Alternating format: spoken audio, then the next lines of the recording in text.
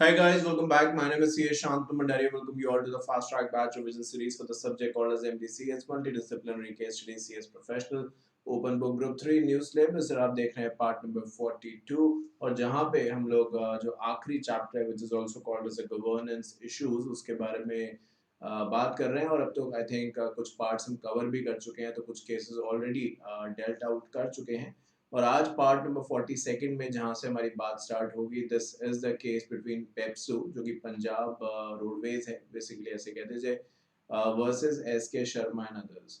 तो आइए देखते हैं कि ये जो मैटर है क्या है। एंड मैं उम्मीद करता हूँ कि जैसे जैसे हम कोर्स कंप्लीटेशन की तरफ आगे बढ़ रहे हैं उसी तरीके से आप भी चीज़ों को लिखते जा रहे हैं, बिकॉज जितना ज़्यादा लिखेंगे उतनी अच्छी तरीके से चीज़ों को आप समझ पाएंगे। चलिए, PEPSU Roadways Transport corporation versus S K Sharma and others, Supreme Court पे ये मामला पहुंच चुका है। ये भी कुछ not exactly 100% but yes similar है to the case law that we discussed in this chapter like in previous parts. आपको याद होगा एक बार हमने बात करी थी केस लॉ के पर्सपेक्टिव से। अगर उसका क्रक्स मैं आपको बताऊं कि अगर आपने बेटर सर्विसेज एक्सेप्ट कर लिया था, वो ड्राइवर वाला केस जहाँ पे कुछ 200 रुपये से कम उनकी सैलरी थी, बट उन्हें रेट्रोस्पेक्टिव इफेक्ट से 350 रुपये के ऊपर सैलरी दे दी गई थी, तो रिटायरमेंट एज की बात थी, तो रिटायरमेंट कम था, 58 का था, तो उन्होंने कहा कि नहीं, सैलरी उन्होंने ज़्यादा ले ली पर रिटायरमेंट भी उन्हें ज़्यादा ही वाला चाहिए, तो रिटायरमेंट चाहिए पुरानी सैलरी से और सैलरी चाहिए बड़ी वाली। कुछ इस तरीके से मामला था। अगर आप समझ पा रहे हो कि मैं क्या कह रहा हूँ, नहीं तो आप प्रीवियस पार्ट्स भी देख सकते हैं। तो वो बात मैंने इसलिए कही क्योंकि ये जो केस हमारे सामने है ये भी उससे मिलता जुलता ही केस है और उसी तरीके की बातचीत भी जो है वो यहाँ पे हुई है। सो आइए देख लेते हैं कि इसके अंदर क्या स्पेसिफिकली कहा गया है। So it says transfer of employees from Pepsu Roadways to Pepsu Corporation. Workmen retired, तो ये important है, after taking all the benefits in 1991। तो पेंशन स्कीम लाई गई 1992 में। तो जो रिटायर्ड वर्कमैन थे वो अपना क्लेम करते हैं, कहते हैं retired workman claim benefits under the pension scheme also whether tenable, held does no. देखिए अपने हिंदी में या मैं ऐसे कहूँ एक जनरल लैंग्वेज की अगर बात करूँ, तो जो कहने का उससे बेसिक मतलब ये है कि हमने बहुत बार ऐसी कहावतें सुनी होंगी, कोटेशन सुनी होंगी कि यू नो सारी की सारी चीज़ें में हेड्स भी, आपसे देखा होगा क्रिकेट मैच आपने खेला भी होगा, खेलते भी होगे, तो उसमें हेड्स और टेल में से आप एक ही चीज़ चुन सकते हैं। आप ये नहीं कर सकते कि जो आएगा वो मेरा हो जाएगा, चाहे हेड आएगा तो मैंने हेड मांगा था और टेल्स आएगा तो मैंने टेल्स मांगा था। तो ऐसा तो नहीं होता, you have to choose one part. तो यहाँ पे भी ऐसे ही है। यहाँ पे बताया गया कि एस के शर्मा और उनके कुछ साथी थे जो कि पेप्सू रोडवेज में एक्चुअली काम करते थे और वहाँ से वो एक तरीके से रिटायर्ड हुए और सारे के सारे बेनिफिट जो थे वो उनको दे दिए गए। तो इसको मैं थोड़ा और इलेबोरेट करूँ तो मैं ऐसे कहूँ कि जो एस के शर्मा थे, जब वो इनिशियली उन्होंने ज्वाइन किया, अभी हम नीचे देख भी लेंगे, तो उन्होंने जिन टर्म्स एंड कंडीशंस पे ज्वाइन किया था वो उन्होंने पंजाब रोडवेज ज्वाइन किया था या पेप्सू रोडवेज ज्वाइन किया था। कुछ ही समय के बाद उनकी ज्वाइनिंग एक तरीके से पेप्सू रोडवेज में हुई। तो कुछ ही समय के बाद उन्हें पेप्सू रोड ट्रांसपोर्ट कॉर्पोरेशन में उनको और उनके सभी जो भी कलीग्स थे उनको ट्रांसफर कर दिया गया कि अब आप उनके एम्प्लॉयज हैं, पेप्सू रोड ट्रांसपोर्ट कॉर्पोरेशन के एम्प्लॉयज हैं। जिसको लेके सारी टर्म्स एंड कंडीशन उन सभी को समझा दी गई, उन सभी ने एक्सेप्ट भी कर ली वो बात। और काफी समय तक पेप्सू रोडवेज से पेप्सू रोड ट्रांसपोर्ट कॉर्पोरेशन में जब वो ट्रांसफर हुए तो काफी समय तक उन सभी लोगों ने वहां पे काम भी किया, सैलरी भी ली, बेनिफिट्स भी लिए। अब जब रिटायर हो गए तो रिटायर हुए पेप्सू रोड ट्रांसपोर्ट कॉर्पोरेशन से, क्योंकि वहां वो ट्रांसफर हो चुके थे। तो वहीं से रिटायर हुए। तो जब रिटायर हुए तो कुछ समय के बाद उन्हें कोई दिक्कत नहीं थी, सब कुछ एकदम सही चल रहा था। कोई यहाँ पे हमने यही देखा भी, हम नीचे सुप्रीम कोर्ट का भी सुनेंगे समझेंगे, तो सुप्रीम कोर्ट ने भी यही कहा कि किसी भी तरीके से कोई ऑब्जेक्शन उन्होंने उठाया ही नहीं, मतलब ना ही ट्रांसफर के दौरान और ट्रांसफर हो जाने के बाद भी किसी एम्प्लॉय ने कोई ऑब्जेक्शन ही नहीं उठाया।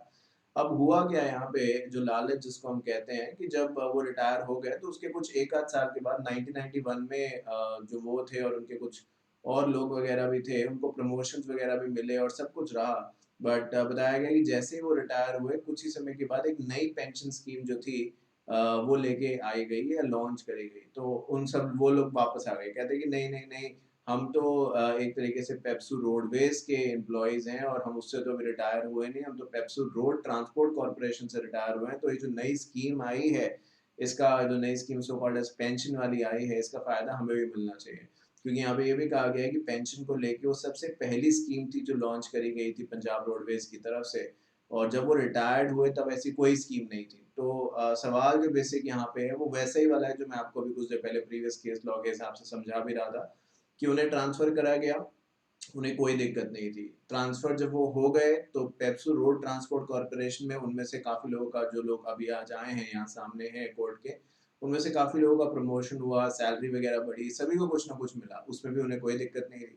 वो रिटायर काम भी वहाँ पे वो करते रहे, उसके बाद वो रिटायर भी हुए और जो बेनिफिट्स थे वो भी सारे के सारे उन्हें मिले। रिटायरमेंट के बाद जो पीएफ एक्सेट्रा था वो भी उन्होंने सब विड्रॉ किया, तो कोई कहीं दिक्कत नहीं आई। पर जब एकदम से पता चला कि कोई एक नई स्कीम जो है वो आ रही है जिसके बाद ये होगा, वो रिटायर तब तक हो चुके थे, कि एक स्कीम आ रही है जिसमें ये होगा कि जो रिटायर अब हो रहे हैं उनको पेंशन भी मिलेगी, तो वो लोग वापस आ गए, कहते हैं कि नहीं नहीं, हम तो अभी रिटायर हुए ही नहीं है, टेक्निकली हम तो एक तरीके से पेप्सू रोड ट्रांसपोर्ट कॉर्पोरेशन के तो हम एम्प्लॉय है ही नहीं, हम तो पेप्सू रोडवेज के एम्प्लॉय, और कोई ऐसा अग्रीमेंट तो किया नहीं गया था, हमें तो बस बोल दिया गया था वहां चले जाओ, तो हम वहां चले गए, अपना काम करने लग गए। तो ये मामला जब सुप्रीम कोर्ट पहुंचा तो सुप्रीम कोर्ट ने वही सारी बात कही कि अगर ऐसा ही था तो ये एकदम रिटायरमेंट के डेकेड्स के बाद, यानी जब वो ट्रांसफर हुए तो ट्रांसफर हो जाने के बाद भी ये नहीं कि उन्होंने 2-3 साल वहां पे काम किया, काफी दसियों साल काम किया, तब किसी ने कोई ऑब्जेक्शन नहीं उठाया, सैलरी ज्यादा मिली तो कोई ऑब्जेक्शन नहीं उठाया। पर अब कुछ अगर बेनिफिट कहीं ज्यादा लग रहा है तो अपनी बात पूरी चेंज कर दे रहे हैं। वो जो कुछ ऑब्जेक्शन का कहीं पे नामो निशान नहीं था, वो चीज एकदम से अराइज होकर सामने आ जाती है, तो सुप्रीम कोर्ट कहता है ये कोई जस्ट एंड इक्विटेबल नहीं है कि आप हर जगह से बेनिफिट्स ले सकें, जो आपको मिलने थे वो मिल गए। और इसी चीज का रेफरेंस देते हुए सुप्रीम कोर्ट ने एक और केस को भी यहाँ पे रेफर किया है और कहा है कि उस केस में भी इसी तरीके से हुई थी चीजें। बट ये हमें देखना होगा कि अगर एम्प्लॉय जो है वो किसी जगह ट्रांसफर कर दिया जाता है और वहां के उसको बेनिफिट्स मिल जाते हैं, उन चीजों को वो एक्सेप्ट कर लेता है। सो एक चीज होती है एक्सप्रेस लॉ की लैंग्वेज में और एक होता है इम्प्लाइड। तो एक्सप्रेस मतलब बोल के या लिख के, जैसा आप जानते हैं, बट इम्प्लाइड मतलब वो चीजें जो बोली ना जाए, जो लिखी ना जाए, बट एक्शंस के थ्रू या जेस्चर्स के थ्रू या कंडक्ट के थ्रू समझी जाए। तो यहाँ पे इम्प्लाइड भी चीज रही है, जब सारे एम्प्लॉयज को ट्रांसफर किया पेप्सू रोडवेज से पेप्सू रोड ट्रांसपोर्ट कॉर्पोरेशन ने, तो किसी ने ऑब्जेक्शन नहीं दिखाया। सैलरी जो ज्यादा बढ़ी वो भी सभी ने एक्सेप्ट करी, सारे बेनिफिट्स भी पेप्सू रोड ट्रांसपोर्ट कॉर्पोरेशन ने जो दिए सभी ने एक्सेप्ट किए। तो इससे ज्यादा और क्या प्रूफ चाहिए कि आपने उन सारी टर्म्स एंड कंडीशन को एक्सेप्ट कर लिया है जो कि एक कंपनी एक ऑर्गेनाइजेशन में चलती है। तो जब आपने उनकी टर्म्स एंड कंडीशन एक्सेप्ट कर ली तो डेफिनेटली आप उनकी टर्म्स एंड कंडीशन से बाउंड हो गए, और उनकी टर्म्स एंड कंडीशंस तो यही थी कि आप हमारे अब एम्प्लॉइज हैं, और जो भी कुछ होगा वो पेप्सू रोड ट्रांसपोर्ट कॉर्पोरेशन के जो भी स्टैंडिंग ऑर्डर्स हैं, जो जो भी कोड ऑफ कंडक्ट है उसके हिसाब से होगा। तो ये मैटर अब एकदम से सालों सालों के बाद लेके आना कि मुझे ये चीज़ नहीं मिली, वो चीज़ नहीं मिली, और पूरी सर्विस के दौरान इसके बारे में एक आवाज़ भी ना उठाना, ये कहाँ तक जस्टिफाइड है? सुप्रीम कोर्ट का सवाल भी एक तरीके से जवाब देते हुए सवाल भी पूछा गया है। तो इन तमाम चीज़ों को ध्यान में रखते हुए ये कहा गया कि जो हुआ है यहाँ पे, रिटायरमेंट जो हुआ है वो बिल्कुल सही है। और क्योंकि रिटायरमेंट के बाद कोई स्कीम आई, आप मतलब खुद भी सोचिए कि आज मान लीजिए, वैसे तो कहीं जस्टिफाइड है ही नहीं है, पर अगर मान लीजिए किसी भी तरीके से उन्हें बेनिफिट दे दिया गया, दिया नहीं है, सुप्रीम कोर्ट ने मना कर दिया था आपसे, बट अगर 1% दे दिया गया, तो इसकी क्या गारंटी है कि कल वो कोई और स्कीम आएगी तो उसमें बेनिफिट लेने को नहीं पहुंच जाएंगे। वो तो वहां भी आ सकते हैं कि आपने क्योंकि पहली स्कीम में बेनिफिट दिया है तो हमें स्कीम में भी बेनिफिट दीजिए, फिर तो ये एक सीरीज ऑफ इवेंट्स बन जाएगी और यही चीज चलती रहेगी, वो करेंगे फिर तो कोई और भी करेगा, होगा ही होगा, देखा देखी होगी होगी। तो इन्हीं सब चीजों को ध्यान में रखते हुए कह दिया गया कि भाई कुछ भी गलत नहीं हुआ है, जो आपको बेनिफिट्स मिलने थे वो आपने लिए हैं। और ये कहना आपका कि नहीं हम तो पेप्सू रोडवेज के ही एम्प्लॉयज हैं क्योंकि कोई एग्रीमेंट हमने नहीं साइन किया, ये सरासर गलत है, क्योंकि जब आप दूसरी एंटिटी में ट्रांसफर हो गए तो आपने वहां की सब टर्म्स एंड कंडीशन, जैसे कि मैंने अभी आपको समझाया, सब आपने एक्सेप्ट करी। तो उन चीजों को ध्यान में रखते हुए क्लियरली इम्प्लाइड कंसेंट आपने दिया है कि आप वहीं के आप एम्प्लॉय हैं, और फिर जब वहां के एम्प्लॉय एक बार आप हो गए तो जो भी टर्म्स एंड कंडीशंस वहां की है वही आप पे एप्लीकेबल होंगी। तो ये जो बात कही गई है वो यहाँ पे लिखी गई है। इसी चीज को ध्यान में रखते हुए थोड़ा सा ये देख भी लेते हैं। तो कहते हैं the main controversy in this case is whether the claim of the respondent, a group of 21 employees in Pepsi Roadways, that in spite of the transfer of that department to the corporation, they continue to be actually government servant and therefore entitled to the retirement benefit instead of CPF is acceptable or not. तो वही वाली बात की जो pension बढ़ी हुई है और सबको अब पेंशन मिल रही है जो अब रिटायर हो रहे हैं, तो क्या जो ऑलरेडी रिटायर हो चुके हैं क्या उनके ऊपर भी ऐसी बात एप्लीकेबल होगी? तो उसी का जवाब अभी आपने सुन ही लिया। मैंने सारी चीज़ जो है वो आपको यहाँ पे बता दी, जो भी चीज़ें यहाँ पे लिखी हैं। और जैसे कि मैंने कुछ देर पहले भी आपसे कहा कि सुप्रीम कोर्ट ने इस केस को डिसाइड करते हुए एक और केस का भी रेफरेंस लिया जो कि इससे पहले हुआ है और उसमें भी कुछ इसी तरीके की बात हुई थी, तो वही सुप्रीम कोर्ट ने यहाँ पे कहा है। थोड़ा सा और अगर देखें तो कहते हैं कि there may be similar stipulation in case of the merger by transfer, but if there is no such stipulation like the present case, then transferee concern like corporation has no obligation to ask for options to issue letter or options to individual employees who become employee of the transferee organization simply by virtue of the order and the action of the transfer of whole concern leading to merger. No doubt in the case of any hardship, देखो क्या लिखा है, अगर किसी को कोई दिक्कत थी, मान लो कोई कहता है कि नहीं ये तो सही नहीं है, तो उसको आवाज उठानी चाहिए ना, बड़ी हुई सैलरी और बेनिफिट्स क्यों लेनी है। The affected employee have the option to protest and challenge either the merger or the adverse stipulation. बोलते ना उस समय तो किसी ने कुछ बोला नहीं क्योंकि भाई फायदा हो रहा था तो कोई क्यों कुछ कहता। आज जब लगा कि भाई और कुछ फायदा हो सकता है तो ट्राई करने में क्या जाता है, ये बेसिकली वही है। कोर्ट तो ऐसी लैंग्वेज नहीं इस्तेमाल कर सकता, बट आप भी समझदार हैं और मैं भी जानकार हूँ कि यहाँ पे वो चाहते क्या है। However, employees choose to accept the transition of their service from one concern to another and acquisitions them after decades, and especially after their retirement, they cannot be permitted to turn back and challenge the entire development after a gap of decades. Decade नहीं, decades. एक decade में 10 साल होते हैं। तो service कर ली और उसके बाद ट्रांसफर होने के बाद भी बहुत काम किया, उसके बाद सैलरी ली, सब कुछ दिया, फिर आ गए कि नहीं ऐसे नहीं वैसे। सुप्रीम कोर्ट कहता है भाई ये नहीं हो सकता, चैलेंज करना था, कोई मनाही नहीं थी, करते ना चैलेंज। कौन कौन रोक रहा था, किसी ने रोका, किसी ने आप में से आवाज उठाई? जितने भी लोग आज यहाँ पे आए हैं तो कहते नहीं जी आवाज तो नहीं उठाई। क्यों नहीं उठाई गई? जब देख रहे थे गलत हो रहा है, और चलो डिले भी हो सकता है, बट कितना डिले होगा, मतलब 6 महीने, 1 साल, 2 साल, यहाँ तो 10 साल से ऊपर का डिले चल रहा है। तो वही चीज यहाँ पे हम फायदा ले चुके हैं और अब कुछ और फायदा मिल रहा है, तो उसकी भी उम्मीद हमारे मन के अंदर है। तो सुप्रीम कोर्ट भी ये बात जानता है और समझता है, ऐसे ही नहीं वो सुप्रीम कोर्ट है।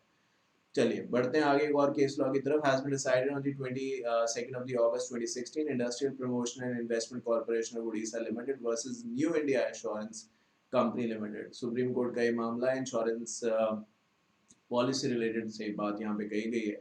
तो देखिए मैं आपसे तमाम बार ये बात कह चुका हूँ, आपकी नोटिस में ला चुका हूँ कि जब जब आप इंश्योरेंस खरीदें, चाहे कहीं से भी खरीदें, कितना भी कोई अच्छा आपका जानकार क्यों ना हो कोई, विद ऑल ड्यू रिस्पेक्ट, मैं ये नहीं कहता कि वो आपसे गलत बोलते होंगे, बट आप अच्छा रहेगा कि खुद आप जो लिखत पढ़त है जिसको हिंदी में कहते हैं, तो इंग्लिश में डॉक्यूमेंटेशन कहते हैं, वो टर्म्स एंड कंडीशंस आप पढ़ लें, उसमें आपका ज़्यादा फायदा होगा, अदरवाइज दिक्कत आ सकती है। तो ये जो बात यहाँ पे कही गई है इंश्योरेंस लॉ को लेके, claim against theft and burglary, no forcible house breaking, whether compensation is payable, held as no।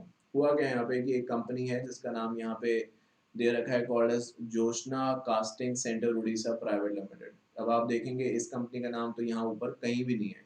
तो हुआ क्या यहाँ पे, जब मैंने इस केस को, मैं आपसे पहले भी ये बात कर चुका हूँ कि जब मैं यहाँ पे आपको कोई चीज़ बताता हूँ तो भले आपको लगता हो कि ये तो बहुत सिंपल है सर, जल्दी जल्दी बताते जा रहे हैं, बट मैं पहले भी क्लैरिफाई कर चुका हूँ और माइंड में कोई डाउट ना रह जाए इसलिए फिर से बोलता हूँ कि ये सिर्फ इतना ही नहीं है जो आप यहाँ पे देखते हैं, कहीं ज़्यादा इसके लिए मैं पढ़ता हूँ, क्योंकि यहाँ पे अगर इनकम्प्लीट केस और इनकम्प्लीट फैक्ट्स दे रखे होते हैं, इसके बेसिस पे समझना मुश्किल है कि आखिरकार हुआ क्या है, और अंदाज़ा लगा के तो मैं बता नहीं सकता क्योंकि मुझे सही बताना है ना।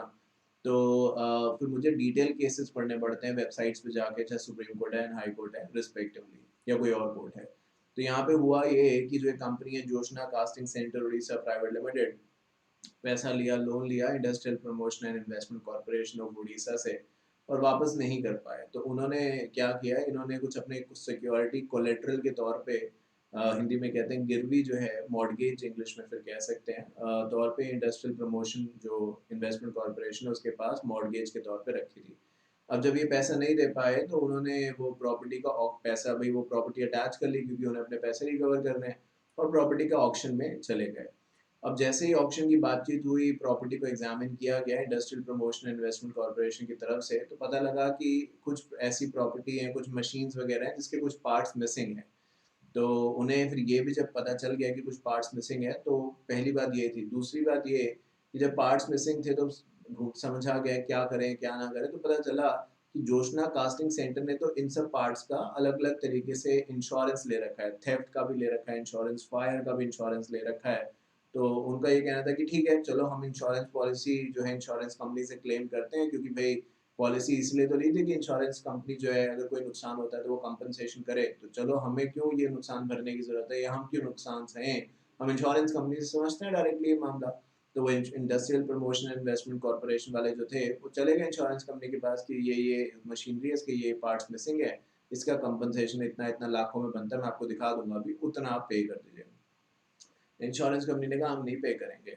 तो इसको लेके मतलब हम नहीं पे करेंगे, इसका ऑब्वियसली उन्होंने उनकी तरफ से रीजनेबल अनरीजनेबल जो भी लॉजिक तो दिया ही गया था, जो अभी मैं बताऊंगा। तो ये मामला फिर अलग अलग कोर्ट्स में गया और फाइनली सुप्रीम कोर्ट पहुंच चुका है, जहाँ पे फिर से यही बात है कि भाई इंश्योरेंस कंपनी को पैसे देने बनते हैं और वो दे नहीं दिए। तो सुप्रीम कोर्ट ने वो कॉन्ट्रैक्ट ऑफ इंश्योरेंस निकलवाया और देखा कि कहाँ पे कौन से क्लॉज में क्या लिखा है, क्योंकि अगर इंश्योरेंस कंपनी भी भाई जानती है ना कि वो क्या कर रहे हैं और क्या नहीं कर रहे हैं, है ना, तो उन्हें भी पता है कि ये कहीं भी चीज़ें चैलेंज होंगी तो हमें दिक्कत आ सकती है, तो अपनी तरफ से वो भी तैयार ही थे, तो उन्होंने वो कॉन्ट्रैक्ट दिखा दिया क्योंकि शायद उन्हें लग रहा होगा कि वो सही कर रहे हैं। तो जब ये कॉन्ट्रैक्ट सुप्रीम कोर्ट में दिखाया, तो जिस बेसिस पे इंडस्ट्रियल पॉलिसी या इंडस्ट्रियल प्रमोशन इन्वेस्टमेंट कॉर्पोरेशन अपना दावा कर रहे हैं कि हमें इंश्योरेंस क्लेम का पैसा मिलना चाहिए, वो ये कह रहे हैं कि यहाँ पे थेफ्ट एंड बल्गरी हुई है। थेफ्ट एंड बल्गरी मतलब ऑब्वियसली आप समझ ही रहे हैं, चोरी हुई है, डकैती हुई है, डाका डाला गया है, तो ये उन्होंने कहा था। जबकि जो पॉलिसी थी अभी मैं आपको दिखा दूंगा, जो पॉलिसी ली गई थी, जिन हेड्स के अंदर पॉलिसी ली गई थी, उसमें ये था कि अगर कोई फैक्ट्री में आता है, चोरी कैसे होती है घर के अंदर, अगर आप इस चीज को समझें, चोरी कैसे होती है, कोई घर के अंदर आना तो चाहिए ना, तभी तो होगा। और जब तक कोई ये प्रूव नहीं करता कि घर के अंदर कोई आया है, तो कैसे चोरी हो सकती है। मतलब किसी का आना, चाहे वो अब घर अलग बात है, फैक्ट्री अलग बात है, फैक्ट्री है तो एम्प्लॉयज का आप मान सकते हैं, कुछ तो ऐसे एविडेंस हो ना जिसके बेसिस पे चीज प्रूव हो पाए, क्योंकि क्या पता जो ये मतलब ये लिखा नहीं है बट यू नेवर नो, जो कंपनी है जॉनसा कास्टिंग सेंटर या इंडस्ट्रियल प्रमोशन एंड इन्वेस्टमेंट है, क्या पता इन्होंने कोई पार्ट गायब कर दिया हो। तो लॉ तो एविडेंस के बेसिस पे चलता है, और एविडेंस हर हर इंसान उस हिसाब से एविडेंस को पेश करता है कोर्ट के अंदर जो कि उसके फायदे की बात सामने रख सके, तोड़ मरोड़ के या इस तरीके से जो कि वो मौके का फायदा उठा सके। तो इसी चीज को अभी मैं दिखाऊंगा अभी आपको, ये चीजें तो लिखा है यहाँ पे। तो जो इंश्योरेंस कंपनी थी उन्होंने कहा कि भाई हमारे इंश्योरेंस कंडीशन में तो साफ साफ लिखा हुआ है कि थेफ्ट और बल्गरी तो बात की बात है, पहले ये प्रूव तो हो जाए कि थेफ्ट हुआ है यहाँ पे, और उसके लिए हमें ये प्रूव चाहिए होगा कि कंपनी जो थी, फैक्ट्री जहाँ पे ये मशीन्स पड़ी है, वहां पे कोई गया है, हाउस ब्रेकिंग मतलब जबरदस्ती अंदर घुसा है, कोई बिना परमिशन के अंदर घुसा है कुछ, अगर ऐसा एविडेंस मिलेगा तो ही तो चोरी का सबूत सामने आएगा, नहीं तो अगर कोई एक घर के अंदर ही नहीं आया और घर के अंदर कोई चीज नहीं मिल रही है तो घर वालों पे ही तो शक जाएगा, या तो उनमें से किसी ने कोई चीज छुपा दी है या वो गलत जगह उन्होंने रख दी है। बाहर वाला तो तभी लेके जाएगा ना जब वो घर के अंदर आएगा, अगर घर के अंदर कोई आया ही नहीं है, हाउस ब्रेकिंग इसी को कहते हैं, तो जो घर पे लोग हैं उन्हीं में से किसी का ये हो सकता है कि अब यू नेवर नो, चांसेस तो इसी बात के हैं। तो यहाँ पे यही बात कही गई, इंश्योरेंस कंपनी ने कहा था हमारी पॉलिसी में लिखा है कि अगर हाउस ब्रेकिंग यानी बाहर से कोई आता है और जबरदस्ती फैक्ट्री में घुसता है और चोरी करके ले जाता है तो वी विल कॉम्पनसेट। बट यहाँ पे तो चोरी हुई है, अब ये नहीं पता किसने करी है, कोई ऐसा एविडेंस नहीं है कि बाहर से कोई आया उसने चोरी करी है, क्या पता कंपनी के डायरेक्टर्स ने करी हो, क्या पता जो कॉर्पोरेशन आया केस फाइल करना इन्होंने करी हो, हमें तो कोई एविडेंस ही नहीं मिले ना जो इस बात का प्रूफ दे सके। तो सुप्रीम कोर्ट ने कहा कि हाँ, जो इंश्योरेंस कॉन्ट्रैक्ट में लिखा है वो तो यही बातें लिखी हैं, और इसका इंटरप्रिटेशन भी अपनी मर्जी से हम नहीं कर सकते, क्योंकि इंश्योरेंस कॉन्ट्रैक्ट को हमेशा स्ट्रिक्टली इंटरप्रेट करना है जिससे उसका ट्रू मीनिंग जो है वो सामने आ सके, हमको नया कॉन्ट्रैक्ट नहीं बना सकते, ये भी लिखी है साफ साफ बात। और इसी चीज को ध्यान में रखते हुए जो यहाँ पे अपील फाइल करेगी इसको डिसमिस किया जाता है, इसको डिस्कार्ड किया जाता है। मैं आपको दिखा देता हूँ जो बातें मैंने अभी आपसे कही हैं। तो आप ये देख लीजिए सबसे पहले तो कि जो इंश्योरेंस पॉलिसी ली गई है वो 46 लाख की ली गई है, मिसलेनियस एक्सीडेंटल पॉलिसी 60,40,000 की फायर पॉलिसी, और 46 लाख की क्या है, बल्गेरियन हाउस ब्रेक पॉलिसी, ये बात जो है वो लिखी गई है। बट इसकी अपनी कुछ टर्म्स एंड कंडीशन है जिसके बेसिस पे पॉलिसी इशू करी गई है। तो कहते हैं the case of the appellant is that forcible entry is not required for the claim to be made under the policy. तो क्या लिखा था, case of the appellant is that forcible entry is not required. appellant कौन है, industrial corporation, उनका कहना है कि ये कोई प्रूव करना जरूरी नहीं है कि कोई आया था, कोई जबरदस्ती आया था, हाउस ब्रेकिंग इसी को कहते हैं। जबकि जो कॉन्ट्रैक्ट है इंश्योरेंस का उसमें साफ साफ लिखा है कि भाई कोई अगर जबरदस्ती आया है, घुसा है फैक्ट्री के अंदर, प्रीमाइसेस के अंदर, तो ही उस चीज को हम इस पॉलिसी के अंदर कवर मानेंगे।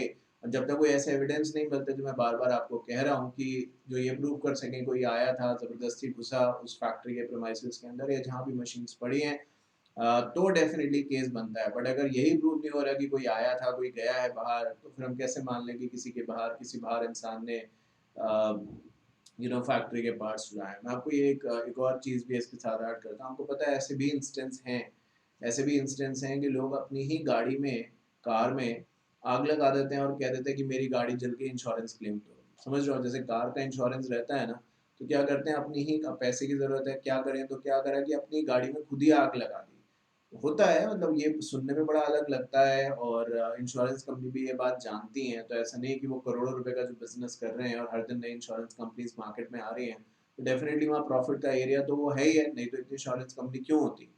तो इन दैट केस ऐसा भी लोग करते हैं। तो जब तक ऐसे एविडेंस नहीं मिलते, इंश्योरेंस कंपनी कैसे मान ले, सवाल यही है कि यहाँ पे चोरी हुई है, क्या पता अपने यहाँ पे किसी ने कुछ किया। तो इन्हीं सब बातों को सुनने और समझने के बाद यही कहा गया कि जो कॉन्ट्रैक्ट ऑफ इंश्योरेंस है वो डेफिनेटली यही कहता है जो इंश्योरेंस कंपनी कह रही है। और जैसे कि मैंने आपसे कुछ देर पहले भी कहा है कि जो इंश्योरेंस कॉन्ट्रैक्ट है उसको उसी तरीके से इंटरप्रेट किया जाएगा जो कि वहाँ पे लिखा है। जो कोर्ट है वो अपने आप कोई नया कॉन्ट्रैक्ट वहाँ पे बनाने के केपेबल नहीं है। आप देख भी सकते हैं, लिखा है, It was further held that the said judgment that the duty of the court is to interpret the words in which the contract is expressed by the parties, and it is not for the court to make a new contract. Court कुछ नया नहीं बता सकता, जो है उसकी interpretation law के हिसाब से समझा सकता है। तो इसी चीज़ों को ध्यान में रखते हुए इंश्योरेंस कंपनी केस जीत जाती है। बढ़ते हैं आगे एक और केस की तरफ। So has been decided on the 2nd of the 8th 2016 Electrothem India Limited versus Patel Vipul Kumar Ramja Bhai and others। Supreme court का ये मामला है, एनवायरमेंटल लॉ से रिलेटेड ये केस है। तो कहते हैं एनवायरमेंटल लॉज, प्रोजेक्ट्स बनाए गए, environmental clearance certificate issued without holding public hearing whether tenable, SC यानी supreme court directs of post clearing public hearing. मतलब ये हुआ बेसिकली, देखिए सबसे पहले तो आप जानते हैं कि एनवायरनमेंट जो है वो एक बहुत सीरियस मैटर है। भले हम बात नहीं करते इसके बारे में, वो ठीक है, बट ये है बहुत सीरियस मैटर। हर दिन पेड़ कट रहे हैं, डिफॉरेस्टेशन हो रहा है, हम ये जानते हैं, और डेवलपमेंट का नाम इसको दिया जाता है बहुत बार, जो कि ठीक है, ज़रूरी है। मतलब ये एक ऐसी चीज़ है जिसके ऊपर डिबेट भी हो सकती है और हेल्दी डिबेट हो सकती है कि जो प्लांट्स यानी डिफॉरेस्टेशन वर्सेस इंडस्ट्रियलाइजेशन, इसके बारे में बातचीत होनी चाहिए। ये एक ऐसी चीज़ है जो कहीं न कहीं हमें एक नए आइडियाज़ हमारे सामने लेके आएगी, क्योंकि जो प्रॉब्लम है वो तो हम जानते हैं कि इंडस्ट्रीज़ को तो बंद नहीं कर सकते ये कह के कि पोल्यूशन होता है। तो फिर ये कह के पेड़ भी तो नहीं काट सकते ना कि जगह चाहिए रहने के लिए, अब जब तक पेड़ नहीं कटेंगे तब तक ग्रोथ नहीं होगी। तो दोनों बातें बहुत गंभीर हैं, बहुत सीरियस है, और इसके ऊपर होनी चाहिए बात, बट होती नहीं है। कौन-सा ऐसा आपने देखा हो कोई मीडियम जहाँ पे ऐसी चीज़ें बात हो रही हो? होती भी हैं तो बहुत कम होती है, क्योंकि इंटरेस्ट नहीं है हम लोग को, सबसे बड़ी बात तो यही है, इंटरेस्ट नहीं है। तो खैर, अब यहाँ तो इंटरेस्ट दिखाना पड़ेगा क्योंकि कोर्ट्स का मैटर है ये। तो अब यहाँ पे हुआ क्या कि now as per the law ये रूल है कि जब भी कोई नया जैसे प्रोजेक्ट बन रहा है, डैम बन रहे हैं, तो जो आस-पास के लोग हैं, उनका कंसल्टेशन लिया जाता है कि भई उनके क्या विचार हैं, क्या वो इस चीज़ को एक्सेप्ट या एग्री करते हैं, या उनके कोई ऑब्जेक्शन है, क्योंकि जो आस-पास रह रहे हैं सबसे ज़्यादा नुकसान और फ़ायदा उन्हें ही है। जो हिली एरियाज़ में रहते हैं या ऐसे आउटस्कर्ट्स में रहते हैं, तो वहाँ पे एक्चुअली अगर नेचुरल कैलामिटी हो जाती है अनफॉर्चुनेटली, फॉर एग्जांपल किसी भी रीजंस की वजह से, तो भाई वो एरिया ऐसे होते हैं जो बड़े रिमोट होते हैं, सड़कें भी प्रॉपर नहीं होती और तमाम दिक्कतें होती हैं, तो उनको एकदम से मेडिकल एड भी नहीं पहुंच पाती, है ना? ये बात तो आप भी मानेंगे। तो उसी चीज़ को ध्यान में रखते हुए एक लॉ है, उसके बेसिस पे यही है, जो एनवायरमेंटल एक्ट है वो यही कहता है। आपने शायद पढ़ा भी, environmental protection act I think 1986 है। मैंने अभी पढ़ाया नहीं एग्जीक्यूटिव में, ये तो मुझे याद नहीं है, but yes I think so, कुछ ऐसा ही है। तो उसके बारे में अगर हम बात करें तो उनका यही कहना है कि उसके अंदर स्पेसिफिक ऐसा दे रखा है कि जो पब्लिक कंसल्टेशन है वो एक इम्पॉर्टेंट स्टेप है, उसको बाईपास नहीं किया जा सकता। यानी जब जब कोई नया हम प्रोजेक्ट बना रहे हैं, हमें गवर्नमेंट के अप्रूवल्स जो हैं वो तो हैं ही अपनी जगह, बट जो आसपास विन सिटी में लोग रहते हैं विच इज़ एडजॉइनिंग एरियाज में, उनका भी अप्रूवल चाहिए रहेगा। अब सब बंदे तो अप्रूवल नहीं करेंगे, बट डेफिनेटली एक एक मेजॉरिटी जिसको आप कहते हैं सिंपल मेजॉरिटी भी चल जाएगी, और जो रिजेक्ट कर रहे हैं उनके पास कोई लॉजिक तो होगा ना। तो दिस इज़ द रूल। तो यहाँ पे हुआ क्या कि जो इलेक्ट्रोथम इंडिया लिमिटेड है उसने एक प्रोजेक्ट बनाने की बातचीत करी, और उसके हिसाब से उन्होंने बताया कि इतना पानी चाहिए, इतनी ज़मीन चाहिए, इतनी पावर चाहिए, सप्लाई एक्सेट्रा एक्सेट्रा। तो इस चीज़ को लेके पब्लिक हियरिंग करी गई और फाइनली ये चीज़ अप्रूव्ड हो गई। पर कुछ ही समय के बाद, उसके कुछ समय के बाद उन्होंने क्या किया, जब प्रोजेक्ट का इम्प्लीमेंटेशन करना स्टार्ट किया, तो जो पब्लिक हियरिंग के अंदर बताया था कि इतना पानी लगेगा, इतनी ज़मीन लगेगी, इतना लैंड लगेगी, उनमें से बहुत सारे पैरामीटर्स चेंज कर दिए। मतलब पानी की जो कंजम्पशन थी, मान लो पहले उन्होंने नीचे पढ़ लेंगे, अभी एग्जैक्ट अमाउंट में गलत नहीं बोलना चाहता, नीचे देख लेंगे। बट अगर किसी ने कहा था, मान लो मुझे, एक एग्जांपल दे रहा हूँ कि मुझे 100 लीटर्स ऑफ वाटर चाहिए फॉर एग्जांपल। अब जब पब्लिक हियरिंग हुई तो उसने ये कहा। अब जब प्रोजेक्ट के इम्प्लीमेंटेशन की बात आई तो उसका साइज 3 गुना बढ़ा दिया, जो कि पब्लिक हियरिंग के समय नहीं बताया था। 3 गुना बढ़ा दिया तो जो पानी की खपत है, जो पानी का कंजम्पशन है, वो भी तो 100 से कहीं ज्यादा बढ़ जाएगा। भले एग्जैक्टली 300 लीटर ना हो, बट 250-300 के बीच में तो शायद रह ही सकता है, और क्या पता 300 ही हो जाए। तो पब्लिक हियरिंग कुछ और हुई थी, जो कर दिया गया वो कुछ और कर दिया गया। तो इसको लेके जब लोगों को पता चला कि भाई ये बात तो कुछ और हुई थी और ये कुछ और कर रहे हैं, तो लोगों ने मुकदमा दायर कर दिया कि ये कैसे कर सकते हैं। तो हाई कोर्ट ने कहा कि स्टे लगा दिया कि नहीं, आप आगे नहीं बढ़, जितना हो गया वो हो गया, अब आगे आप कुछ नहीं कर सकते, स्टे लगा दिया। तो उसको लेके कंपनी जो है वो सुप्रीम कोर्ट पहुंच जाती है, और यही सारी बात सुप्रीम कोर्ट में भी होती है। और इस दौरान ये भी समझने में आता है, जो मैंने बातें बताई यही सुप्रीम कोर्ट में भी बताई जाती हैं केस के स्टार्टिंग के समय।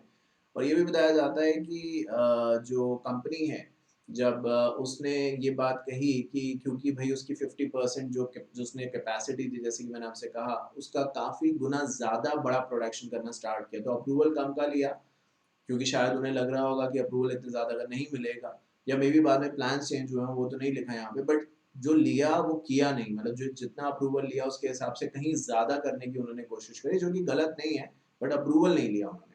बट जब उन्होंने 3 गुना करा और गवर्नमेंट के पास ये इन्फॉर्मेशन पहुंची, तो उन्होंने कहा, जो इलेक्ट्रोथर्म इंडिया, उन्होंने कहा कि सर पब्लिक हियरिंग के लिए हमें एग्जाम्प्ट कर दिया जाए, क्योंकि शायद उन्हें भी इस स्टेज पे पता चल चुका था कि अगर अब वो पब्लिक हियरिंग के लिए जाते हैं तो उन्हें दिक्कत आ सकती है, क्योंकि पैसा लग चुका है और सब कुछ है।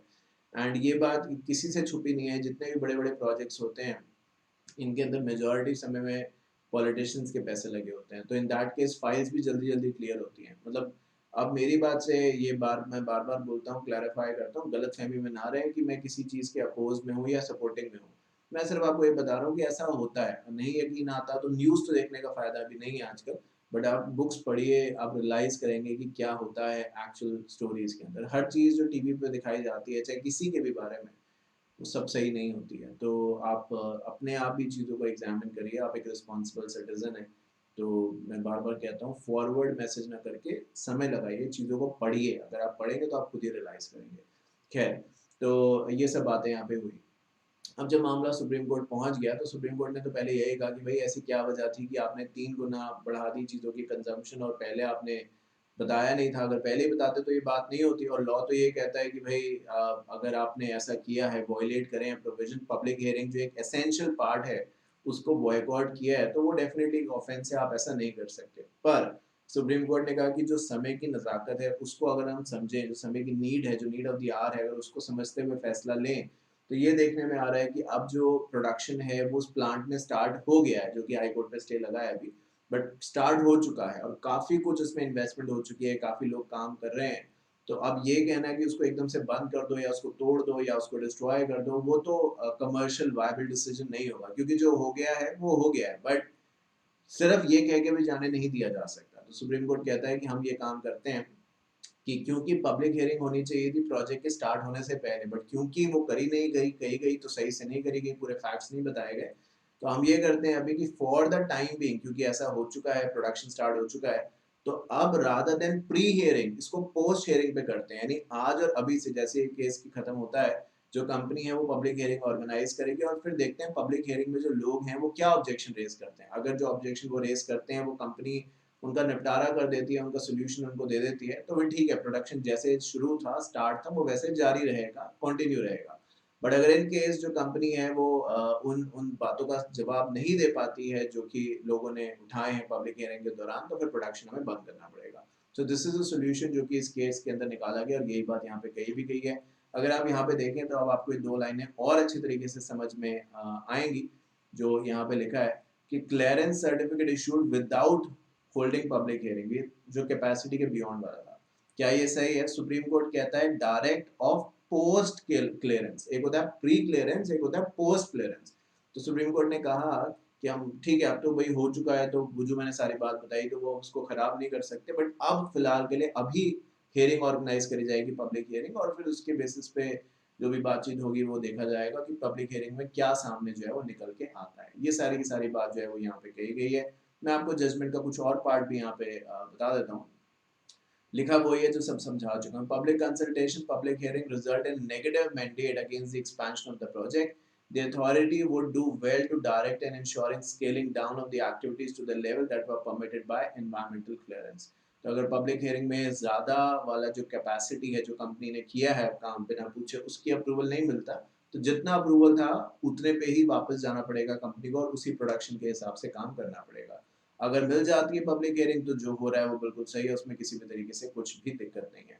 तो फिलहाल सिचुएशन को ध्यान में रखते हुए, जैसे कि मैंने आपसे आपको कहा कि पब्लिक हियरिंग जो प्री डिसीजनल है उसको बदल के पोस्ट डिसीजनल कर दी जाती है, यानी रादर देन पहले हियरिंग होती फिर काम स्टार्ट होता, अभी क्योंकि काम स्टार्ट कर दिया है तो अब इसको पोस्ट हियरिंग यानी पोस्ट डिसीजनल, मतलब ये कि भाई ठीक है, अब जब काम स्टार्ट हो ही गया है तो रास्ता निकालना है सिचुएशन का, क्योंकि ये तो आई थिंक आप भी मानेंगे कि ये सेंसिबल नहीं है कि प्रोजेक्ट को अब इतना लाखों करोड़ों रुपए की इन्वेस्टमेंट से जो प्रोजेक्ट बना है उसको ऐसे बंद कर दिया जाए या कुछ और ऑर्डर पास कर दिया जाए, तो वो भी सही नहीं है। तो अब जो हुआ है वो सही तो नहीं है, बट जो क्योंकि हो चुका है तो the best is to move on, और उसका रास्ता यही है कि अब पब्लिक हियरिंग ऑर्गेनाइज करी जाए और फिर देखा जाए क्या सामने निकल के आता है। तो ये बात यहाँ पे कही गई है। बढ़ते हैं आगे। 23rd of the 9 2016 general secretary coal washeries workers union Dhanbad versus employers in relation to the management of Dunga washery of messrs BCCL। Supreme court ये मामला पहुंच चुका है। इंडस्ट्रियल डिस्प्यूट एक्ट से इसका रिलेशन है। सिंपल है बहुत ज़्यादा। इंडस्ट्रियल डिस्प्यूट एक्ट सिंपल देखिए क्या होता है कि बहुत सारे केस लॉज ऐसे होंगे जो दो दो पेजेस के हैं, है ना, तो उसके अंदर बताने का, आप देख ही रहे हैं कि ऊपर का केस लॉ समझाया, अगर मैं उतनी लाइंस भी पढ़ाया था जो ऊपर लिखी है तो ऑलमोस्ट ऑलमोस्ट इतने समय में कवर करता उसको, जितना मैंने एक्सप्लेनेशन दे के ही किया, क्योंकि मैंने हर चीज़ बताई, ये हुआ वो हुआ वो हुआ ये हुआ, सब बातें आपको बताई।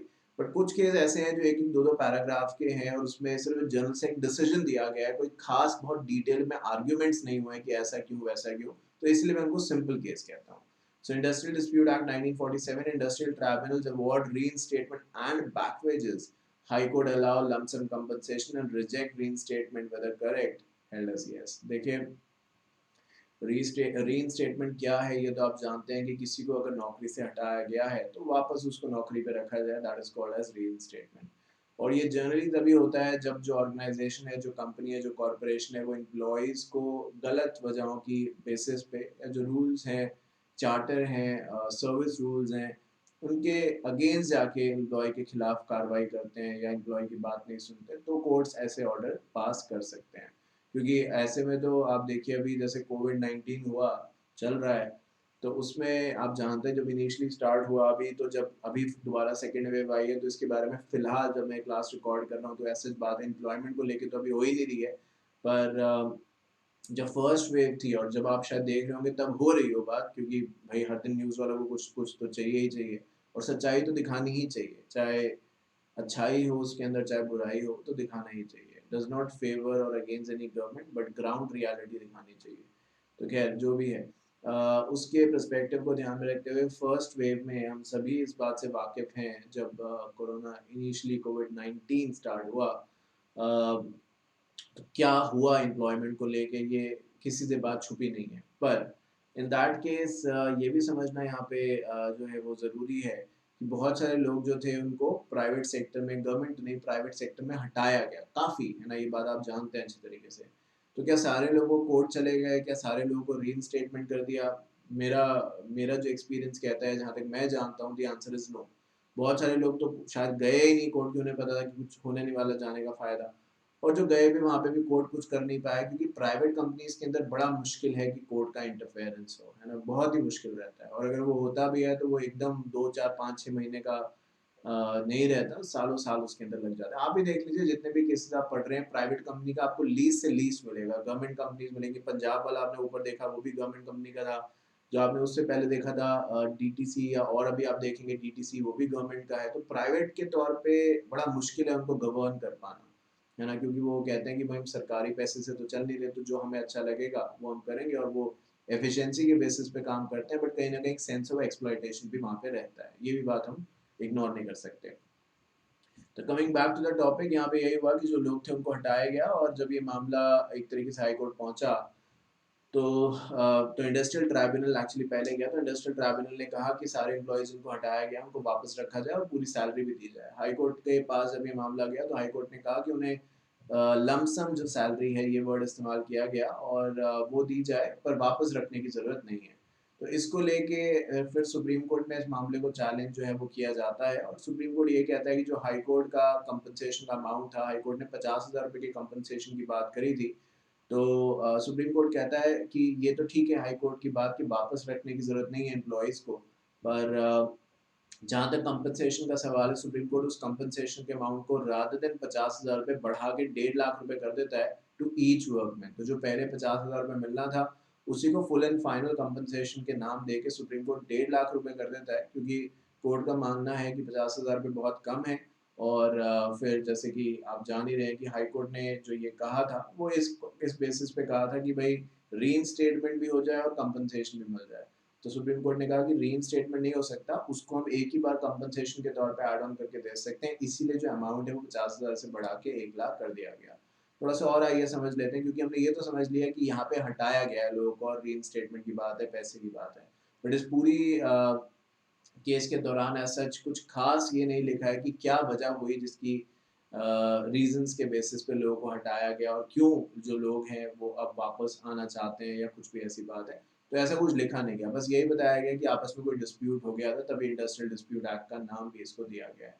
Together, it is not in dispute that the management has paid the wages to the workmen in terms of the order passed on application under Section 17 during the pendency of the proceeding before the High Court. The question is whether the amount of 50,000 been determined by divisional bench of the High Court to be paid to workmen in addition to whatever amount has been paid is adequate or not. तो सवाल यही है। Actually, Industrial Dispute Act जो है, आपने शायद executive में पढ़ा हो, तो उसमें ये भी है कि जब डिस्प्यूट हुआ है, तो जो एम्प्लॉयर है, जब तक वो डिस्प्यूट डिसाइड नहीं होता, एम्प्लॉयर को सैलरी तो महीने की देनी ही पड़ेगी। डिस्प्यूट अपनी जगह है, बट सैलरी आप नहीं रोक सकते। तो हाई कोर्ट ने कहा कि जितना आप दे चुके हो सैलरी वो तो है ही, उसके अलावा 50,000 रुपये आपको और हर एम्प्लॉय को देने पड़ेंगे। इसी को लेके जो बात थी, वो जब सुप्रीम कोर्ट गई, तो आपने सुन ही लिया कि सुप्रीम कोर्ट ने कहा कि नहीं, 50,000 रुपये बहुत कम है, इसमें कोई दो राय नहीं है कि वर्कर्स को सैलरी मिलती रही है जब भी ये मामला डिस्प्यूट में पेंडिंग भी था, बट फिर भी जो कंपनसेशन बात करी जा रही है 50,000 रुपये, वो कम है, और 1.5 लाख रुपए का कंपनसेशन जो है वो यहाँ पे डिसाइड किया गया है, जो कि हर वर्कमैन को मिलेगा। और जहाँ तक बात है रीइंस्टेटमेंट की, तो वो करने की जरूरत नहीं है, बट जो कंपनसेशन का अमाउंट है वो बढ़ा दिया गया, क्योंकि ये कहा गया कि जो फुल टाइम एम्प्लॉयमेंट में थे उनको, वो कहीं ज़्यादा स्किल्ड हैं, और डेफिनेटली जो मार्केट रेट्स हैं या जो मार्केट कॉस्ट है उसके हिसाब से इतना कंपनसेशन वो डिजर्व करते हैं। तो ये बात जो थी वो यहाँ पे कही गई। बढ़ते हैं आगे एक और केस की तरफ। Has been decided on 30th of September 2016 Delhi transport corporation versus Rajendra Kumar. अब देखिए ये वाला केस अभी उसी बात पे मैच करेगा जो मैं आपसे कह रहा था कि प्राइवेट कंपनी और सरकारी कंपनी या सरकारी corporation. Dismissal of workman on the ground of unauthorised absenteeism मतलब एब्सेंट रहा, वो बताया ही नहीं कहाँ पे एब्सेंट रहा। क्या डिसमिसल सही है? यहाँ पे कहा गया सही है, बट आप सुन लीजिए कि हुआ यहाँ पे क्या क्या, है ना, तो आप शायद ज़्यादा इस केस को एनालाइज कर पाएंगे। एक्चुअली जो मैटर यहाँ पे है वो बेसिकली इस बात से जुड़ा है कि जो राजेंद्र कुमार हैं, वो डीटीसी में काम करते थे as a cleaner, as a sweeper, जो टर्म्स यहाँ पे यूज़ करे गए हैं। और ये बताया गया है कि वो बहुत ही ज़्यादा छुट्टियाँ लेते थे। मतलब बताया जा रहा है कि यहाँ पे उन्होंने 118 दिन की छुट्टियाँ जो है वो ली हैं, अगर एक साल का पीरियड जो है वो कंसिडर किया जाए। और ये सिर्फ एक साल की बात नहीं है, मतलब 1997 नवंबर से लेके 1998 अक्टूबर, ये सिर्फ एक ईयर ऐसा नहीं है जिसमें उन्होंने इतनी छुट्टियां ली हैं। साल में आप सभी जानते हैं कि 365 दिन हैं, सो 118 दिन मतलब एक larger part of the year जो है वो छुट्टी पे थे। और फॉर श्योर ये छुट्टी उनकी ऐसी थी जिसकी उनके सैलरी नहीं मिल रही थी, विच मीन्स पब्लिक हॉलीडेज जो भी रहे होंगे, या उनकी और जो छुट्टियां थी वो तो डेफिनेटली अलग थी। होती है ना कुछ छुट्टियां आपको जो मिलती हैं साल की, कुछ पब्लिक हॉलीडेज हैं, दिवाली, दशहरा, ईद है, तमाम तरीके के हॉलीडेज रहते हैं, तो वो उसके अलावा इतनी छुट्टियां उन्होंने और ली। और इसी चीज़ को ध्यान में रखते हुए वार्निंग वगैरह उन्हें दी गई है, बट जब वो नहीं सुन रहे थे तो डीटीसी ने उनके खिलाफ स्टैंडिंग ऑर्डर्स रूल्स के हिसाब से मिसकंडक्ट का मामला चलाया और फाइनली उन्हें नौकरी से निकाल दिया। इसको लेके राजेंद्र कुमार जो है वो लेबर कोर्ट पहुंच जाते हैं, कहते हैं कि नहीं, ये जो हुआ है मेरे साथ गलत हुआ है, तमाम तरीके के एविडेंस पेश करते हैं जिसमें उनकी बात कुछ हद तक जस्टिफाइड भी लगती है। लेबर कोर्ट्स में वो कहते हैं कि उनके बच्चों की तबीयत खराब थी जिसकी वजह से वो नहीं आ पाए नौकरी पे, पर उन्होंने इसके बारे में किसी को बताया नहीं था, पहली बात ये। दूसरी बात ये कि जब ये हुआ कि किसी की तबीयत खराब है तो मेडिकल सर्टिफिकेट चाहिए, तो जितना आप टेन्योर यहाँ पे देख रहे हैं 118 दिन का, और उसके बाद भी उन्होंने छुट्टियां ली, उसमें से कुछ 30-40 दिन के आसपास का ही वो मेडिकल सर्टिफिकेट लेके आ पाए, 40 डेज के आसपास का, which means rest of the days का कोई जवाब उनके पास नहीं था कि वो क्यों नहीं आए, क्यों इंटीमेट नहीं किया। पर जो लेबर कोर्ट था उसने सिर्फ इसी चीज़ को कंसिडर किया कि उनके पास मेडिकल सर्टिफिकेट है और उन्होंने छुट्टियों की एप्लीकेशन दे रखी थी, तो और ये कह दिया कि जो राजेंद्र कुमार है वो बिल्कुल सही है अपनी जगह, तो इन्हें वापस नौकरी पे रखा जाना चाहिए। इसको लेके दिल्ली हाई कोर्ट, जो दिल्ली ट्रांसपोर्ट कॉरपोरेशन है, डीटीसी जो है, वो इसको चैलेंज करता है हाई कोर्ट में कि शायद लेबर कोर्ट्स ने पूरी बात नहीं समझी है। वो बात जब यहाँ पे करी गई तो हाई कोर्ट ने यही कहा कि लेबर कोर्ट ने जो पूरी बात है उसको शायद ध्यान से नहीं सुना है, समझा है। उन्होंने सिर्फ एक पहलू या एक पक्ष देखा है, एक पॉइंट ऑफ व्यू देखा है कि इन्हें छुट्टी, इनके घर में जो बच्चे थे वो बीमार, वो तो कोई भी हो सकता है, देखिए, है ना। तो अच्छे खासे इंसान आप देखते हैं, आज अभी बात करी थी 2 मिनट पहले और फिर पता चलता है कि कुछ भी हो गया, तो यू नेवर नो, उसमें तो कोई बात है ही नहीं, हो सभी के साथ सकता है। तो कहते हैं कि जो लेबर कोर्ट है, जो उन्होंने एक चीज़ देखी वो ये कि बच्चों की तबीयत खराब थी राजेंद्र कुमार की, जिसकी वजह से वो नहीं आए और उन्होंने मेडिकल सर्टिफिकेट्स दिए। पर हाई कोर्ट कहता है कि लेबर कोर्ट ने शायद ये नहीं देखा सही तरीके से कि जो मेडिकल सर्टिफिकेट्स दिए हैं वो कुछ ही दिनों के हैं, जैसे कि मैंने आपको बताया 40 दिन के आसपास के, एग्जैक्ट डेज हम देख लेंगे। पर जो छुट्टियां ली गई हैं उससे कहीं ज़्यादा हैं। और जहाँ तक इस चीज़ का जवाब है कि जो राजेंद्र कुमार कह रहे थे लेबर कोर्ट्स में कि उन्होंने एप्लीकेशन दे रखी थी, तो हाई कोर्ट ये कहता है कि सर, मेरे छुट्टी की एप्लीकेशन देने से तो कुछ नहीं हो जाता ना, अप्रूव भी तो होनी चाहिए। आप ट्रेनिंग कर रहे हैं, करेंगे, आप मुझे बताइए कि साल के अंदर आप 118 दिन की छुट्टियां लेंगे तो मिलेंगी आपको, या मैं नौकरी कर रहा हूँ, मैं इतनी छुट्टियां लूंगा तो मैं नौकरी कर पाऊंगा? आप ही बताइए मुझे, मतलब ये एक ऐसा क्वेश्चन है जिसमें कोई हमें डाउट ही नहीं है। पर क्योंकि वही मैंने आपको कहा, अगर प्राइवेट कंपनी होती, यही मैं आपसे कह रहा था, तो इतनी बात ही ना पहुंचती। मतलब प्राइवेट कंपनी में आपको लगता है कि 118 दिन के, हमें लगता है 18 दिन में कोई बिना बताए नहीं जाएगा, तो पता चलेगा 19वें दिन वो गया तो कोई दूसरा उसकी जगह बैठा है कि नहीं।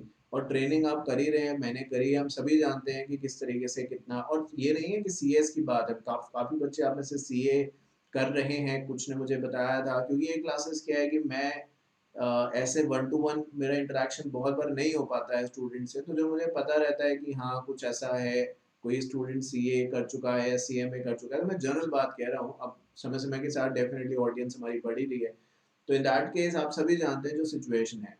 प्लस ये कहना कि भाई इस चीज़ को देखा जाए कि क्या ये पहली बार है, तो ऐसा भी पता चलता है कि दिल्ली ट्रांसपोर्ट कॉरपोरेशन ने, डीटीसी ने पहले भी राजेंद्र कुमार का प्रमोशन रोका है। सोचिए, प्रमोशन रोका है क्योंकि उन्होंने पहले पिछले कुछ सालों में भी ऐसी हरकतें करी हैं, जो कि हाईकोर्ट कहता है कि फिर ये उस समय तो कोई ऐसा रीजन नहीं दिया गया कि किसी की तबीयत खराब थी या कुछ और, तो उन्होंने पहले भी ऐसा किया है, जो कि हाईकोर्ट का कहना है कि ये साफ साफ प्रूव होता है कि उनको कोई इंटरेस्ट खास इस नौकरी में है ही नहीं।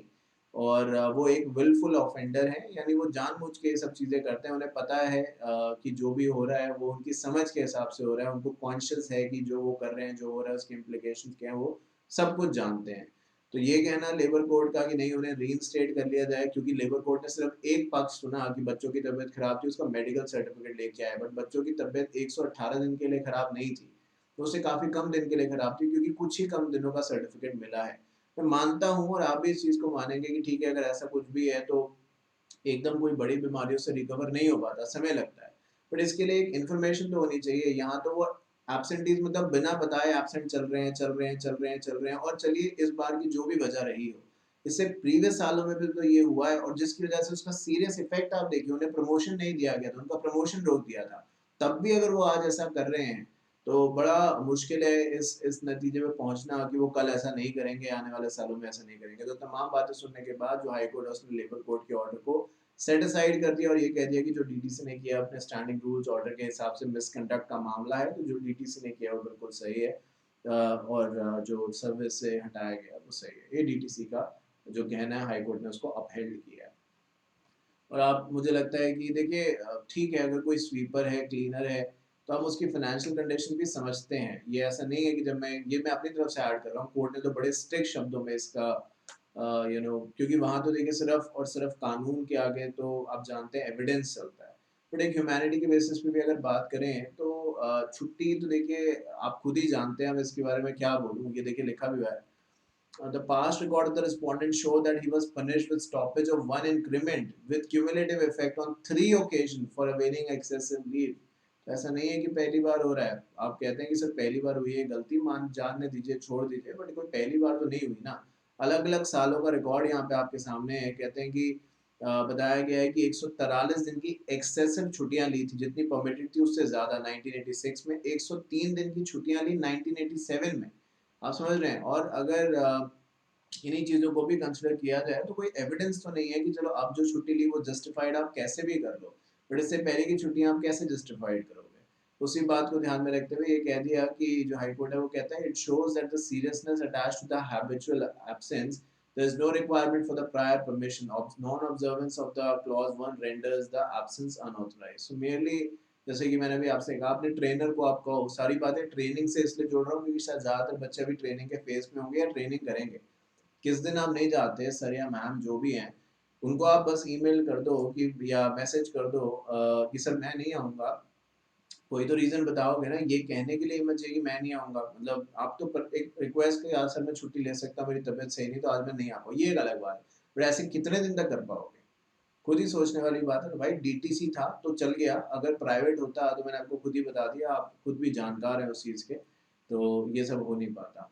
तो ये सब चीज़ों को ध्यान में रखते हुए जो भी कहा है, जो आप छुट्टियों का ड्यूरेशन भी यहाँ पे देख ही रहे हैं दोबारा से, 143 दिन 1986 में, 103 दिन 1987 में, और अभी जो आपके सामने है वो तो है ही है। तो इससे क्लियर होता है कि उनका मन ही नहीं है काम करने का, और उसी चीज़ को ध्यान में रखते हुए कोर्ट का कहना है कि जो दिल्ली हाई कोर्ट ने डिसीजंस दिए हैं बिल्कुल सही है, उसमें लेबर कोर्ट का इंटरफेरेंस होना नहीं चाहिए, क्योंकि लेबर कोर्ट्स ने सही तरीके से पूरे मामले को सुना ही नहीं था। बढ़ते हैं आगे एक और केस की तरफ। So as been decided on the 28th of the 9 2016, Silver Touch Enterprise versus Radha Sharma and others, Delhi high court का ये मामला है। Employee Compensation Act, retired employees dies in the employer premises, Commissioner Award Compensation, क्या ये सही है? Delhi high court कहता है नहीं सही है। आपको भी लगेगा कि सर सही तो होना चाहिए, क्योंकि हमने तो ये पढ़ा है कि अगर कोई किसी की डेथ हो जाती है अनफॉर्चुनेटली ड्यूरिंग द एम्प्लॉयमेंट, तो एम्प्लॉयर उसको कंपनसेशन देता है। तो ये तो आपने पढ़ा है, आप कह सकते हैं शायद। पर अभी आप पूरा मैटर सुनिए। यहाँ पे हुआ गया, जो यहाँ पे बताया गया, जिसको दिल्ली हाई कोर्ट ने कहा साफ साफ अक्षरों में, आपको दिखाऊंगा अभी, कहा है कि जिसने भी ये केस डिसाइड किया है, इससे पहले दिल्ली हाई कोर्ट आया है, पता नहीं उसने अपना दिमाग खो दिया था या दिमाग उसके अंदर था नहीं, ऐसे वर्ड्स इस्तेमाल किए हैं। मैं आपको पहले केस बता देता हूँ। तो यहाँ पे बताया गया जो राधा शर्मा है वो एक तरीके से यूं मान के चलिए कि एक कंपनी में काम करती थी शायद, सिल्वर टच एंटरप्राइज, और वो जैसे यहाँ पे समझाया गया है कि उन्होंने कुछ 3 महीने पहले वो कंपनी छोड़ दी थी। और एक दिन वो अपनी एक फ्रेंड से मिलने, जो अभी भी इसी कंपनी में काम कर रही है, वो मिलने इस कंपनी के प्रेमाइसेस में गई थी। और वहाँ पे कुछ बॉडी में मैल फंक्शनिंग रही होगी या मतलब कुछ भी हुआ होगा। वही मैंने कहा कि हमें तो, अभी मैं बात कर रहा हूँ या आप देख रहे हैं, पर आप देखिए कि हर सेकंड हर मिनट दुनिया में इतनी चीज़ें बदल रही हैं। मैं बोलता हूँ बहुत बार, आप किसी से बात करते हैं, आइडिया नहीं होता कि हम आखिरी बार उससे बात कर रहे हैं या वो हमसे, मतलब इक्वली सभी के ऊपर ये बात एप्लीकेबल है। इसमें सच झूठ, अच्छा बुरा की बात ही नहीं है, यही सच है।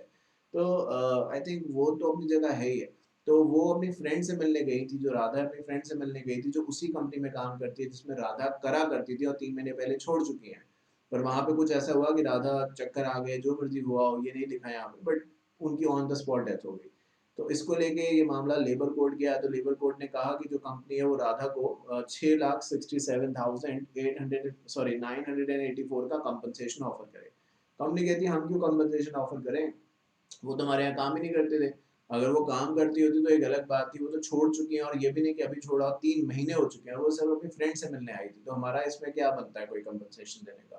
पर इसी दौरान जो राधा है, जो एम्प्लॉय थी इस कंपनी में, उनके फैमिली वाले कहते हैं कि उनकी डेथ इस वजह से हुई है क्योंकि कंपनी में बहुत प्रेशर था, बहुत ज़्यादा प्रेशर था, बहुत काम कराते थे और इस वजह से वो मेंटल स्ट्रेस में रहती थी। तो इस वजह से ऐसा हुआ है। तो इसको लेके जब कंपनी को पता चलता है उसे कॉम्पेंसेशन देना, तो कंपनी इसको चैलेंज कर देती है, अपील फाइल करती है दिल्ली हाई कोर्ट में। दिल्ली हाई कोर्ट कहता है पहले ये समझो कि जो ये कह रहे हैं कि प्रेमाइसेस में डेथ हुई है और रेजिग्नेशन की दो अलग-अलग बातें चल रही हैं, इसमें सच क्या है? क्योंकि कोई डॉक्यूमेंटेशन तो हमारे सामने आया नहीं है। और वही वाली बात मैंने कहा कि दिल्ली हाई कोर्ट का कहना है कि जो हम ये बात सुन रहे हैं ऐसा लग रहा है कि किसी को समझ ही नहीं है कि हम बात यहाँ पे कर क्या रहे हैं, और जिसने भी केस डिसाइड किया है लोअर कोर्ट्स में, ऐसा लग रहा है कि उसने अपने माइंड का इस्तेमाल भी ठीक तरीके से नहीं किया। देखो आप लिखा है, the plea of resignation has not been dealt at all in the order. In the considerable opinion of this court, the order disclose utter non-application of the mind. दिमाग वही बोलते हैं ना, बहुत बार दिमाग ही इस्तेमाल नहीं कर रहा बंदा। तो कहते हैं कि जो कमिश्नर है कमिश्नर ऐसा लगता है कि उन्होंने फैक्ट्स को सुना ही नहीं। मतलब ये रिजिग्नेशन वाली बात कमिश्नर के ऑर्डर में कहीं मेंशन ही नहीं। कमिश्नर ने बस ये सोच के डिसीजन दिया है कि ड्यूरिंग द एम्प्लॉयमेंट हुआ है, बट ड्यूरिंग द एम्प्लॉयमेंट के अंदर जो नए फैक्ट्स आ रहे हैं कि रिजिग्नेशन है, ये सब कुछ है, इसके बारे में लेबर कमिश्नर ने कोई बात ही नहीं करी। तो ऐसा लगता है लेबर कमिश्नर ने अपना दिमाग खो दिया था, उसने अपना दिमाग ही इस्तेमाल नहीं किया इस केस को डिसाइड करते हुए। तो इसलिए ये केस वापस भेजा जाता है और इसमें ये कहा जाता है कि पहले डिटरमाइन किया जाए कि एक्चुअली जो फैक्ट्स हैं रेजिग्नेशन के और प्रीमाइसेस में ये सब कुछ होना, इसमें कितना सही है, क्या सही है, और उसके बेसिस पे फिर बातचीत जो है वो आगे बढ़ेगी। तो अभी कोई किसी को इंश्योरेंस कंपनी को पैसा देने की या जो कंपनी एम्प्लॉयर है उसको पैसा देने की जरूरत नहीं है। जो कमिश्नर है इस केस को दोबारा सुने, लेबर कमिश्नर, और फिर डिसाइड करें और बताएं कि आगे कैसे है क्या है। तो ये यहाँ पे कहा गया। चलिए बढ़ते हैं आगे एक और केस की तरफ, and this will be the last case law for this part. तो अब यहाँ पे जोर सिंह गोविंद वजनारी Japlande versus divisional controller Maharashtra state road transport corporation के बीच में एक केस है। ये भी कुछ उन्हीं लाइंस पे मिलता जुलता केस है कि एम्प्लॉयज को हटाया गया, रीइंस्टेटमेंट की बातचीत करी गई। आइए देख लेते हैं, सुप्रीम कोर्ट का ये मामला है। And so Industrial Dispute Act 1947, dismissal of workmen, superannuation before the announcement of the award. Labor Code awarded all service benefits and 50% back wages, अभी मैं समझाऊंगा, in lieu of the reinstatement.